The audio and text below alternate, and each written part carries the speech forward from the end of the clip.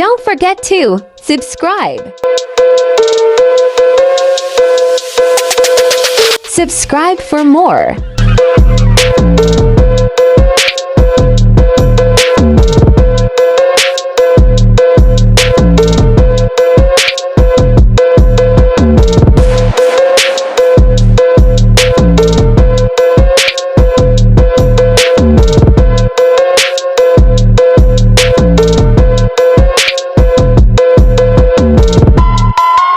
Subscribe.